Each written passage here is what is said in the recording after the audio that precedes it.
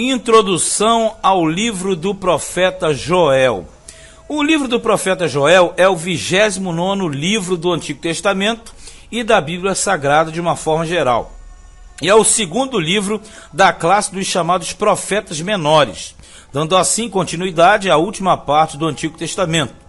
Esse livro trata do ministério do profeta Joel, que foi levantado por Deus para proclamar os juízos divinos contra o reino do sul, que era conhecido como o reino de Judá.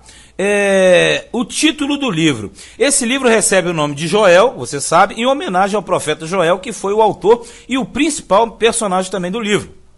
O livro apresenta o grande e terrível dia do Senhor, que é o dia do acerto de contas, o dia do confronto universal que acontecerá.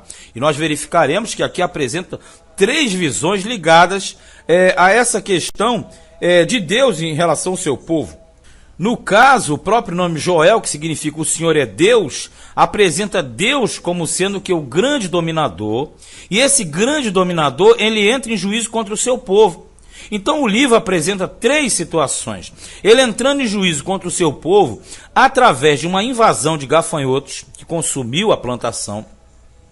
Apresenta uma invasão militar, que a princípio é a invasão de Nabucodonosor, que aconteceu em 586, começou em 606 e acabou em 586 a.C.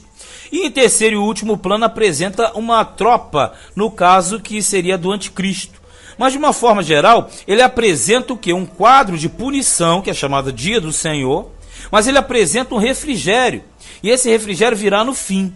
Então o livro ele é bem voltado para mostrar este domínio, juízos de Deus contra o reino do sul, que era a casa de Davi. Autor do livro, Joel, profeta do Senhor, ele foi o autor desse livro. Ele foi um profeta centralizado em Jerusalém durante um período tenebroso e indeterminado, para alguns indeterminado, aquele período que nós falamos que muitos questionam, em que o reino foi invadido por gafanhotos e enfrentou uma severa seca. Então, além dos gafanhotos, a gente tinha uma seca que prejudicava a produção da terra. Esses juntos combinados causaram uma enorme devastação. Isso foi uma crise tremenda.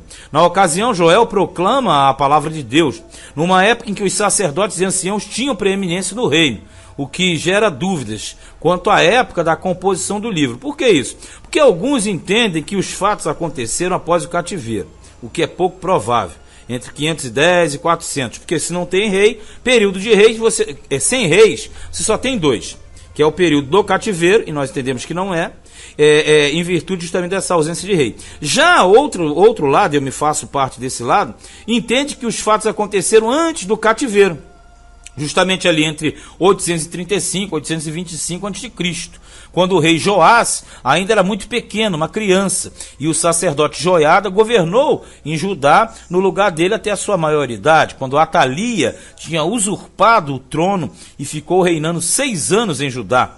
Já essa segunda hipótese, com certeza, é a mais aceita, porque justamente fala de uma linhagem sacerdotal e justamente conferiu o título de profeta sacerdotal a Joel. Ele é chamado de profeta sacerdotal porque justamente ele tem essa ligação sacerdotal. Então, a princípio, a época é essa época do pequenino rei Joás.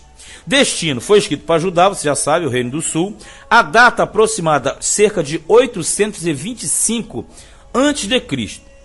O tema central não podia ser outro, é Dia do Senhor. E Dia do Senhor é sempre o dia de acerto de contas. Na verdade, todos os profetas menores, eles apresentam essa questão do confronto com o Senhor, né? Capítulos são 3 capítulos, mas 3 capítulos bem recheados. São 3 capítulos que tem muito assunto para falar. O lugar, a centralização é Jerusalém, propriamente o templo, né? A abreviatura do livro é um J maiúsculo e um L minúsculo, JL. Livro, ele é o 29 de 66. O texto-chave é Joel, capítulo 1, versículo de número 15, que é o texto que abrange a totalidade do livro. E o autor, nós já falamos, repetimos, é justamente o profeta Joel. Objetivos do livro, são 3, os objetivos do livro, são 3. Na verdade, nós temos chamar a nação judaica, no caso, ao arrependimento e humilhação perante Deus, é um ponto. Segundo, apresentar o dia do Senhor como um dia de acerto de contas, e com o povo dele e sem o povo dele.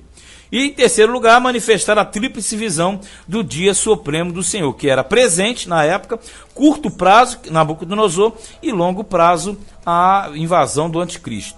Visão geral do livro. Joel divide-se em 3 seções. Na verdade, cada capítulo é uma seção. A primeira apresenta o dia do Senhor visto como imediato, a invasão dos gafanhotos, que nós já falamos. A segunda apresenta o dia do Senhor visto como iminente, ou seja, seria mais à frente, a invasão do inimigo vindo do norte, que na verdade era Nabucodonosor. E a terceira apresenta o dia do Senhor visto como futuro, a princípio a invasão final do anticristo e seu exército, suas hordas. Conteúdo do livro. O livro ele apresenta um registro do ministério do profeta Joel e a sua mensagem acerca do grande e terrível dia do Senhor, que viria sobre a nação, caso não houvesse arrependimento nacional. Na ocasião, o profeta apresenta o dia do Senhor numa tríplice visão. Nós já falamos, né? O dia do Senhor como uma praga de gafanhotos, a invasão militar inimiga e o dia do Senhor como uma visão apocalíptica. E você percebe que o simples fato de Deus ter permitido a Atalia, olha só o que eu vou falar aqui, a Atalia dominar em Israel durante 7 anos, porque só no 7º que entrou Joás, esse período da Atalia, ele prefigura o quê? O domínio do anticristo na grande tribulação. E você percebe que no final se levanta o rei Joás e aniquila Atalia, como Jesus no final surgirá para aniquilar o povo, o anticristo. Agora você percebe, o próprio Deus entregou o Judá nas mãos de Atalia, hein? Isso aqui é para raciocinar, pensar bem. Por que ele faria isso? Ele fez isso porque o povo dele não queria seguir a sua ordem. Extensão histórica do livro. O livro de Joel possui uma esfera de ação que vai desde o início do reinado de Joás, rei de Judá, até a primeira década de seu reinado. Isso abrange um período de aproximadamente 10 anos, cerca de 835 a 825 a.C., como nós falamos. Nome alegórico do livro, que é aquele nome que destaca, chama atenção, né? É o livro conhecido como o Livro do Dia do Senhor. É o mais contundente de todos falando desse assunto, pois descreve como será a realidade do dia do Senhor, o qual será um grande e terrível dia. Aquele que Deus entrará em juízo contra o mundo, de uma forma geral, nós verificamos isso.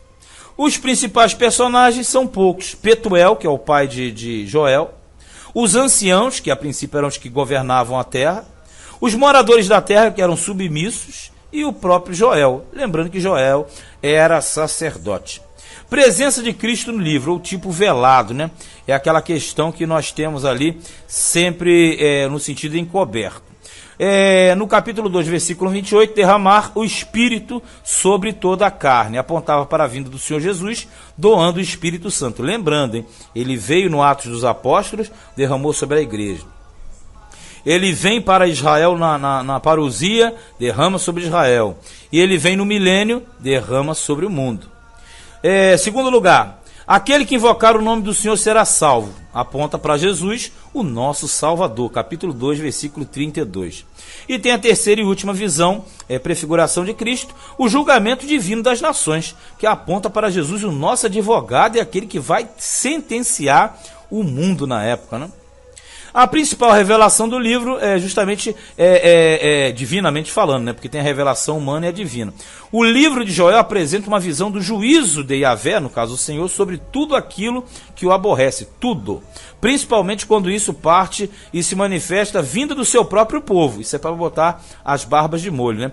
Contudo, o Senhor demonstra que a sua correção visa o arrependimento e não a destruição, para que ele possa derramar as suas bênçãos sobre o seu povo. Ou seja, o próprio Deus, ele chama atenção para abençoar.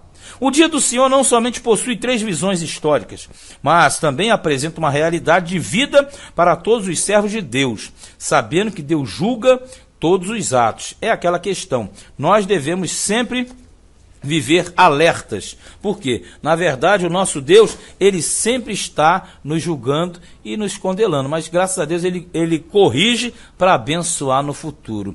Esta foi a introdução ao livro do profeta Joel. E agora entraremos capítulo a capítulo, serão 3 capítulos, preste atenção, cada capítulo conteúdos muito profundos, carregados de informações que são necessárias para o estudante de teologia.